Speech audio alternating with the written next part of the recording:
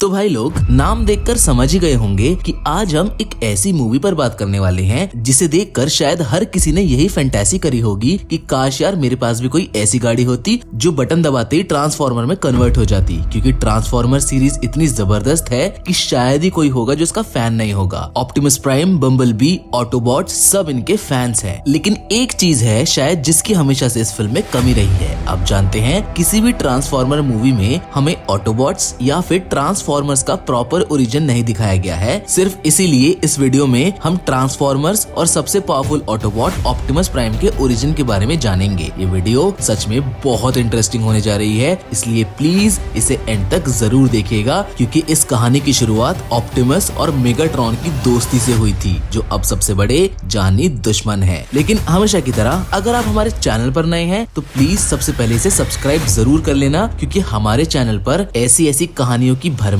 है जिन्हें देखकर आपको मजा ही आ जाएगा। तो चलिए जल्दी से समय को ना गवाते हुए शुरू करते हैं ऑप्टिमस प्राइम के इस ओरिजिन को।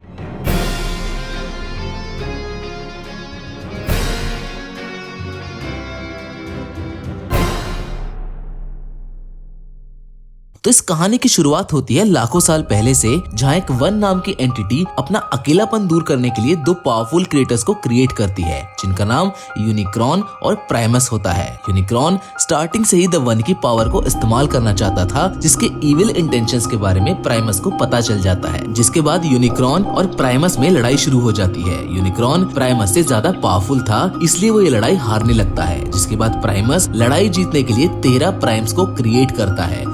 ये 13 प्राइम्स वही हैं जो हमें transformers revenge of the fallen में देखने को मिले थे। बेसिकली इन्हीं प्राइम्स को ट्रांसफॉर्मर्स में फॉलन बोला गया था। जिसके बाद प्राइमस और ये 13 प्राइम्स मिलकर यूनिक्रॉन को हरा देते हैं। जिसके बाद यूनिक्रॉन एक ब्लैक कोर में जाकर छिप जाता है। प्राइमस जानता था कि यूनिक्रॉन वापस जरूर आएगा, इसलिए वो खुद को एक प्लैनेट में कन्वर्ट कर लेता है जो कि साइबरट्रॉन होता है, जहाँ उसकी एनर्जी को इस्तेमाल करके लाइफ फॉर्म को क्रिएट किया जाता है, जिसको हम ऑलस्पार्क के नाम से भी जानते हैं। साइबरट्रॉन पर अलग अलग रोबोटिक लाइफ फॉर्म को क्रिएट कर दिया जाता है, जहाँ एक ओरायन पैक्स नाम का साइबरट्रॉनियन भी होता है, जो साइबरट्रॉन प्लैनेट पर एक डेटाबेस सिस्टम का क्लर्क होता है। ओरायन पैक्स साइबरट्रॉन पर हो रहे करप्शन को देखकर काफी दुखी होता है। वहीं दूसरी तरफ साइबरट्रॉन प्लैनेट के फाइटिंग अरीना का चैंपियन मेगाट्रॉनस भी करप्शन के खिलाफ लड़ाई छेड़ देता है। वो अपनी एक अलग आर्मी बनाता है, जिसका नाम वो रखता है डिसेप्टिकॉन्स। मेगाट्रॉनस उन्हीं 13 प्राइम्स को अपना आइडल मानता था, इसीलिए वो अपना नाम भी उन्हीं प्राइम में से एक मेगाट्रॉनस से इंस्पायर होकर रखता है। ओरायन पैक्स को मेगाट्रॉनस की बातें काफी प्रभावित किया करती थी, इसीलिए इन दोनों के बीच में दोस्ती हो जाती है। जिसके बाद ओरायन पैक्स डिसेप्टिकॉन आर्मी को ज्वाइन कर लेता है। लेकिन मेगाट्रॉनस के इरादे सिर्फ करप्शन खत्म करने के नहीं थे। मेगाट्रॉनस अगला प्राइम बनना चाहता था, जिसके लिए वो हाई काउंसिल के पास अपनी दावेदारी पेश करता है। मेगाट्रॉनस की डिसेप्टिकॉन आर्मी काफी पावरफुल हो चुकी थी, इसलिए अब वो किसी भी कीमत पर प्राइम बनना चाहता था। मेगाट्रॉनस प्राइम बनने के लिए हाई इवोल्यूशनरीज को फोर्स करने लगता है, लेकिन हाई काउंसिल उसे वहाँ से निकाल देते हैं। जिसके बाद मेगाट्रॉनस साइबरट्रॉन पर जंग डिक्लेयर कर देता है। मेगाट्रॉनस खुद को डिसेप्टिकॉन का किंग भी डिक्लेयर कर देता है, जिससे ओरायन पैक्स काफी नाखुश होता है। वो मेगाट्रॉन को बोलता है कि जो तुम कर रहे हो वो सही नहीं है और ऐसे तुम हमारे पूरे प्लेनेट को तबाह कर दोगे। लेकिन मेगाट्रॉन काफी पावरफुल हो चुका था। अब लड़ाई की वजह से साइबरट्रॉन पर उनका पावर कोर डिस्ट्रॉय होना शुरू हो जाता है। अब साइबरट्रॉन को एक ओरिजिनल प्राइम की जरूरत थी। पावर कोर को डिस्ट्रॉय होता देख ओरायन पैक्स उसे ठीक करने के लिए उसके पास चला जाता है,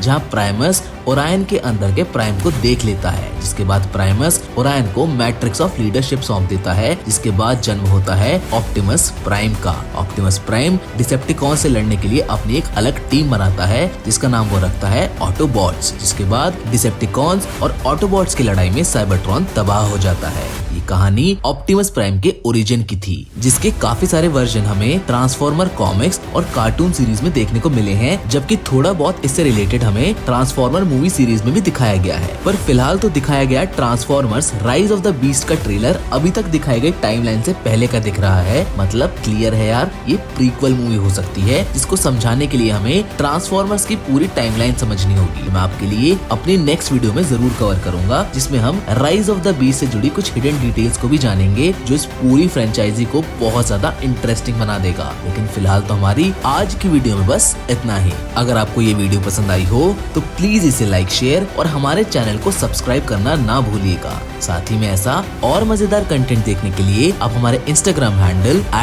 @thefilmify को फॉलो कर सकते हैं। मिलेंगे आपसे एक और नई इंटरेस्टिंग कहानी के साथ, लेकिन तब तक के लिए धन्यवाद।